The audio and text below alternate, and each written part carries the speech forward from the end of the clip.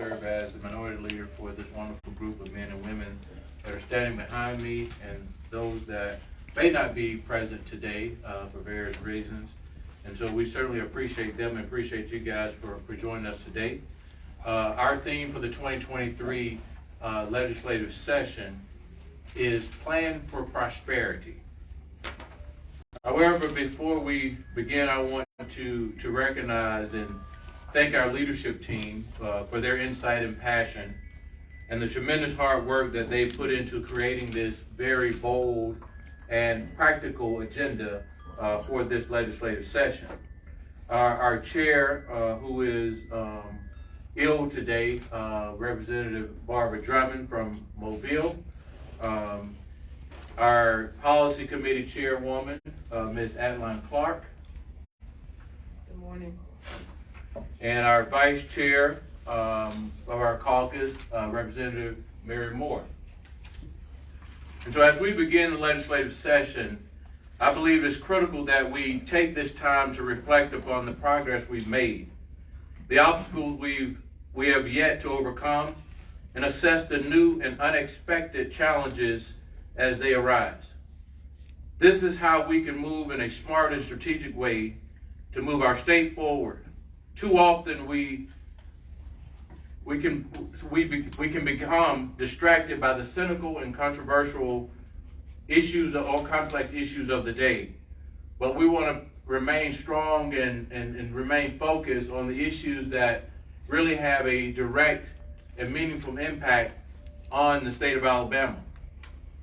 And so my colleagues today will be going through a number of issues that we deem as priorities. How do we come up with an agenda? Well, many of my colleagues have had legislative town hall meetings across the state of Alabama and listened to their constituents and constituents from all across the state, assessing the email traffic that they receive from constituents and individuals across the state of Alabama that's discussing various issues that are of importance to them. And as the year began in the previous year, we look at some of the feedback that we received from various individuals that are articulating some of the issues that they deem as a priority for the state of Alabama that we should consider. And so you'll hear about a number of those issues, from removing the sales tax off groceries, to eliminating the tax on overtime, to strengthening our schools, to criminal justice reform, to voting rights. And so without further ado, I want to make certain that I turn it over to my colleagues, Representative Prince Chestnut, to have a discussion about the state of our economy and where we're trying to go as a caucus. Representative Prince Chestnut.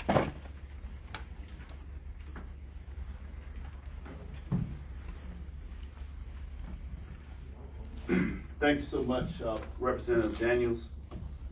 First, let me express how grateful I am for the tremendous outpouring of support that has been shown towards the people of Selma and the other communities that were affected by the tragic tornadoes of January 12th. I would also like to thank the Biden administration for visiting our community and their rapid response in our time of need. I'm grateful as well for Governor Ivey and the numerous public officials, many who are on this stage, who have demonstrated their support for helping these communities heal and revitalize. Now, as we rebuild, it's time to ensure that we do it wisely and strategically to help these communities prosper and flourish. This is why it's so important that we prioritize investments in infrastructure and that we expend federal ARPA dollars with a focus on long-term growth and prudent revitalization. Alabama House Democrats strongly believe in ensuring that businesses, large and small, have the necessary capital, qualified personnel, and meaningful resources they need to prosper and thrive. Our pro-growth economic plan of bold strategic investments includes reducing the tax burden on family-owned businesses, ensuring greater access to affordable housing, and incentivizing childcare for parents returning to the workforce. We must continue our efforts to close the income gap and bolster training opportunities to meet the specialized and evolving demands of innovative, high-tech employers. Further, we must continue investing in and improving our infrastructure to meet the needs of current industries, while we simultaneously create a business-friendly environment that will nurture entrepreneurship, grow wages, and attract new companies to Alabama. To secure our prosperity, we must guarantee that there is equity and fairness in the bidding process for government contracts, the state procurement process, and our economic development incentive programs. This means making certain that these processes include provisions to encourage the participation of minority-owned and women-owned businesses with safeguards to ensure transparency and maintain a level playing field. This also means making these opportunities available for rural communities to ensure their economic viability and health. In addition, it is time to end regressive taxes such as the grocery tax and the state income tax on overtime pay. We know that investing in pro-growth economic policies will generate both opportunity and prosperity while paying enormous short and long-term dividends for all of Alabama. Now, I would like to introduce Representative Laura Hall from House District 19, who also represents Madison County. Representative Hall will explain why education innovation and supporting Alabama's public school system is vital to achieving the prosperity that we all seek. Representative Hall. Thank you. Thank you, Representative Chestnut. And before I had the honor of serving as a legislator and serving my community in the legislature, I was blessed with the opportunity to work in public education for more than 30 years. And that experience taught me to understand the economic value of public schools, the dedication of our teachers and administrators, and why public education is so essential to each individual that comes through their doors.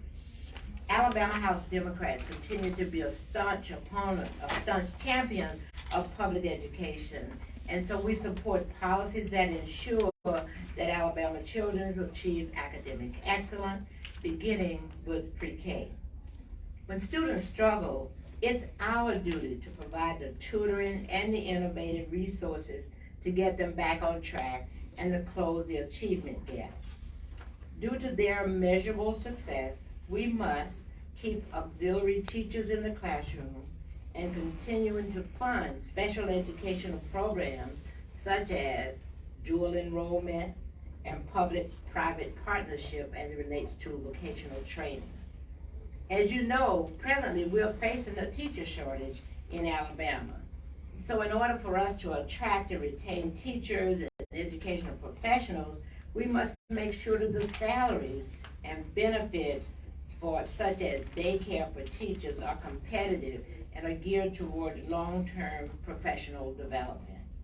This is how we bring in and keep the brightest and the best to educate and inspire our young Alabama minds. We must not only expand that financial investment in Alabama's school, but we also need to make sure that the resources that are allocated effectively and equitably. The teacher shouldn't have to go out and figure out where to buy the flowers if they're doing a lab experience on flowers and learning, having teaching students of that flowers and plants do also have a definition as it relates to male and females. Teachers should not have to go into their pockets to buy paper for the children that comes to their classroom. So that means we must make sure that we direct financial support for underperforming schools so that they are able to work to improve and meet the standards so that all of our children will receive an excellent education. That's why we oppose school voucher programs that divert money to private schools that have little or no accountability and can raise tuition simply to increase their profits. Furthermore, this ends up leaving rural students behind because in many places there may be the only school, there may only be only one school in their entire community. So if a school is struggling or underperforming, it makes no sense to deprive them of resources they need and then expect them to improve. In addition to these common sense goals, we must also ensure that our schools are safe and they are safe for productive learning and growth. So we must make sure the funding for security and violence prevention programs so that we have security and violence prevention programs so that a child or teacher does not have to walk into the classroom fearing that there's going to be something that may happen. We must also finally expand the need-based scholarship opportunities for post-secondary and vocational training.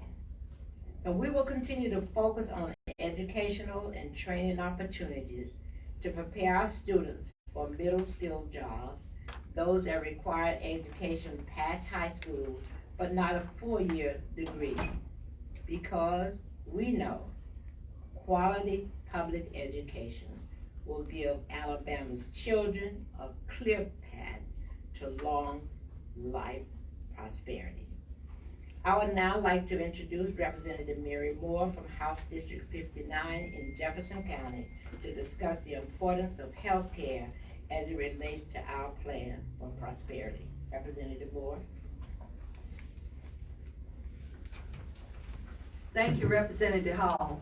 As many of you may or may not know, I spent over 30 years working in the healthcare field. So, and you know, each year I bring forth Medicaid expansion because it's a personal situation to me.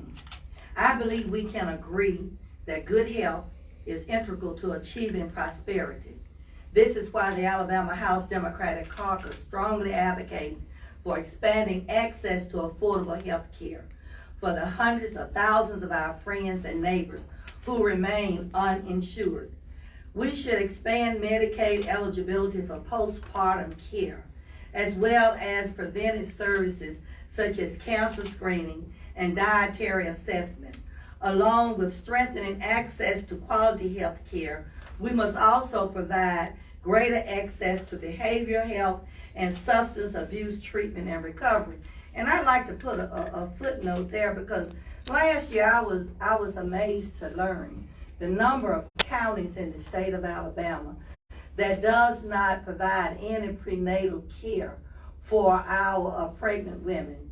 And they have to travel in many cases long distances in order to get health care. So for no other reason, we need to look at that. And when we talk about environmental problems that we have, studies have already shown that those of us that have grown up in areas that are heavily contaminated, like I in North Birmingham, that many of our children have more cases of asthma, we have more heart attacks, we have more lung problems than most other areas that are not exposed to that level of pollution over time.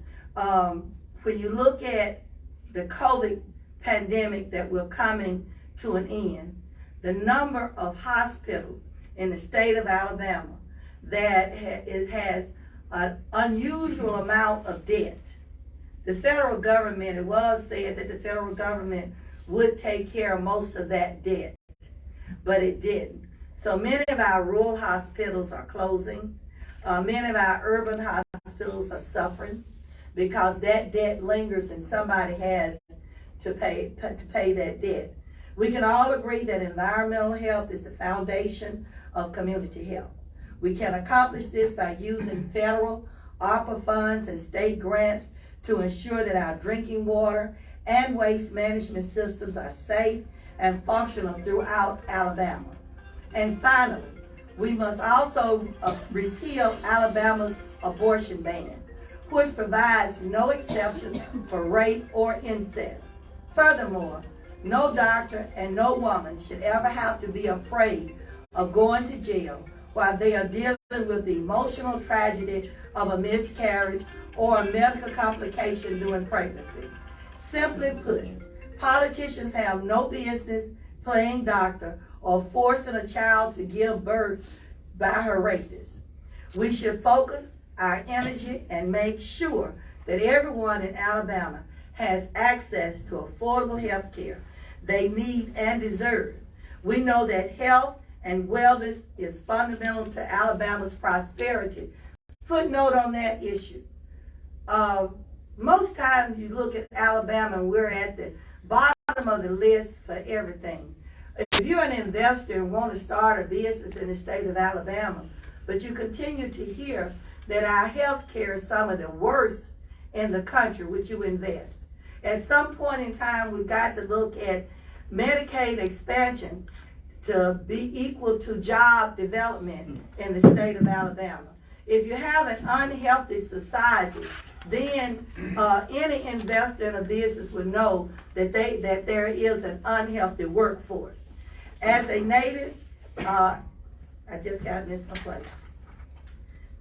At the end of that, before I introduce the next speaker, I just need to explain. I live every day in a situation where we have more than our share of ladies that don't have proper health care.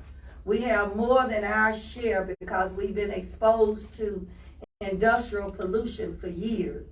That we have too many of our children, as studies show, that end up with mental problems and they do not perform well in school, as Representative Laura Hall mentioned before. So we've got to expand Medicaid. We've got to do something in the state of Alabama to remove us from the bottom of the list to the top. We cannot continue to go along and not care about the health care of the less fortunate. So without further ado, I will introduce Representative Haskell, who will speak to you on voting rights and its importance. Thank you, Representative Moore. As a native and lifelong resident of Montgomery, I've spent much of my career working with organizations that help our young people understand the importance of good citizenship, community service, and civic engagement. Yet, like many of you, I couldn't help but notice that during our last election cycle, voter turnout was at a 30-year low. This is why it's so important that we make voting easier and more accessible. Rather than making the process more difficult under the false pretense of preserving election integrity or preventing non-existent voter fraud, as our Secretary of State has proudly asserted publicly, we know that our election process in Alabama is safe, secure, and accurate. Now it's time to ensure that the voices of all eligible voters are heard. Alabama House Democrats understand that our constitutional right to vote is free, fair, and honest elections and the cornerstone of our democracy. This is essential to our common prosperity. We must enact legislation to allow for automatic voter registration at the age of 18, curbside voting, early voting, and guaranteed absentee voting. Furthermore, we must restore voting rights to those who have paid their debt to society. This means removing redundant and burdensome court fees or fines as a condition to regaining the freedom to vote. We could and should make voting easier and increase voter participation for all eligible voters, as we can do more while ensuring and safeguarding integrity within our election process. The people of Alabama deserve to have their voices heard and votes counted, which means supporting voter education efforts and ensuring that the elderly and infirm and disabled can exercise their democratic rights. We must continue our efforts to remove unnecessary barriers and impediments from the election process so that no Alabama voter is ever denied their sacred right to vote. Finally, we must make sure that our precincts have the adequate personnel and voting equipment to prevent long waiting lines. We know that our shared prosperity depends on our ability to exercise our freedom to vote and participate in our cherished democracy. We also understand that there can be no prosperity in our society without a justice system that is fair, humane, and equitable. I would like now to introduce Representative Philip Insler of Montgomery from House District 74 to discuss the urgent need to reform Alabama's criminal justice system and how that impacts prosperity for the state of Alabama. Representative Insler. Good morning. It is an honor to be here with the caucus and to be able to advocate for the people of Alabama. As Representative Hassel said, I'm going to speak about the urgent need for criminal justice reform, but also address gun violence that is traumatizing too many of our communities and residents. Our caucus has been and will continue to be strong and passionate advocates for reforming Alabama's broken criminal justice system. We care about this because we know a humane system can actually lead to more rehabilitation and help those who are incarcerated eventually become productive members of society. Yet too often, people who are incarcerated are treated inhumanely, and no human being, regardless of what they've done, should be subjected to cruel or unusual punishment. Yet the state of Alabama continues to face two major lawsuits from the Department of Justice due to the inhumane and violent conditions of our prisons, which are woefully understaffed and under-resourced. This is why Alabama House Democrats strongly advocate for comprehensive reforms that Representative England has been championing and unfortunately can't be here today, but we will speak to some of his proposals. One of those that the caucus strongly supports is repealing the 2019 Habitual Offender Act to remove mandatory minimum and consecutive sentencing guidelines. Those are long overdue and will help alleviate prison overcrowding. We believe in justice and accountability, but also believe in a fair process, and locking people up for life or decades on end for minor crimes is unjust. The Pardons and Parole Board must be dramatically reimagined and reformed with a focus on clear guidelines, transparency, and accountability. This includes enacting legislation and policies that allow for compassionate early release when an inmate is terminally ill, elderly, and poses no threat to society, and implementing a legitimate process for appeals when those are denied. In addition, we support legislation to fund safe and proven reentry programs, such as housing and workforce training, that will reduce recidivism and as a result keep our community safe. While we prioritize crime and violence prevention, we must also make significant changes to our correction system. To this end, this is why we support several bills that have been introduced by Representative England. We must make sure that DOC makes timely, regular, and accurate reports regarding the criminal activity, violence, and deaths that occur too often in our prisons. And perhaps most importantly, we support Representative England's bill to make sure that in the most heinous of crimes, that a jury must vote unanimously to impose the death sentence. In addition to improving our criminal justice system, there is much we can do on the front end to try to prevent crime. As we have listened to people throughout our districts, everyone, no matter their race, socioeconomic background, or geographic area, wants safe neighborhoods. They are concerned about gun violence, and too many of our fellow citizens are heartbroken and traumatized by the loss of loved ones and neighbors to gun violence. While laws alone cannot stop every crime or act of gun violence, there are common steps we can and have a moral duty to take as legislators that have proven to save lives. This is why we oppose and now support repealing the permitless carry bill. Republicans passed this despite fierce opposition from law enforcement and it cutting sheriff's budgets. This law has put law enforcement lives at greater risk and has proven to lead to more gun violence in places that it has been enacted. This is why we must also pass common sense legislation to provide that a person must inform a law enforcement officer if they are carrying a concealed firearm, or they will be charged with a Class A misdemeanor.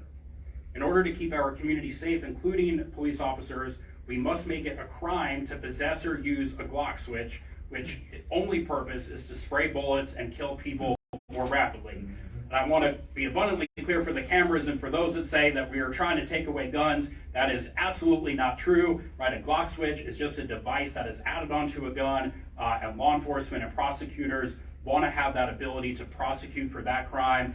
So despite what people say, it is not an attempt at all to take away guns. It's an attempt to take away a device that is only used to traumatize and kill more people. And law enforcement supports this because there's been a 1,200% increase in the confiscation of those, but there has not been a state law for them to prosecute or charge individuals for having them. Similarly, we must support law enforcement in keeping us safe by making it illegal in Alabama to possess or sell ghost guns. Lastly, we can follow the bipartisan lead of Congress and enact a red flag law that allows for prosecutors, law enforcement, and loved ones to protect themselves and others who pose a threat.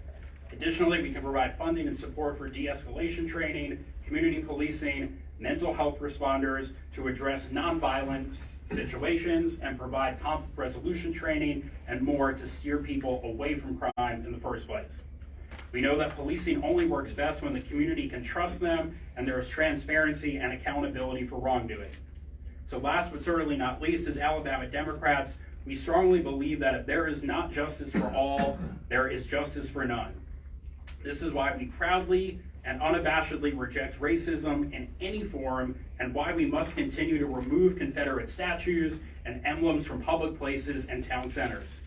This is also why we must pass HB 27, which would remove the holiday celebrating Jefferson Davis's birthday and replace it with a holiday honoring our state employees. We can all agree that it's long past time to eliminate racial profiling and to stand against efforts that aim to diminish our right to assemble in peaceful protest. Alabama's prosperity is predicated on the idea that we all deserve to live without fear of gun violence and to enjoy basic and human civil rights, whether it's in prisons or in the community, that must be vigorously protected. And with that, I will turn it over to Leader Daniels for closing remarks.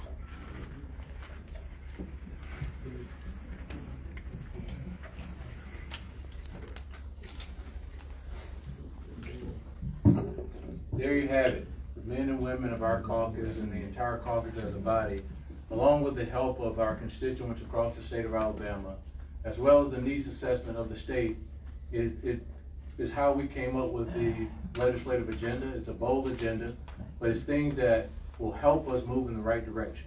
And so we have these men and women that are presented today. We also have other men and women that are on the stage that are subject matter experts in a lot of these areas that have more in-depth knowledge in areas.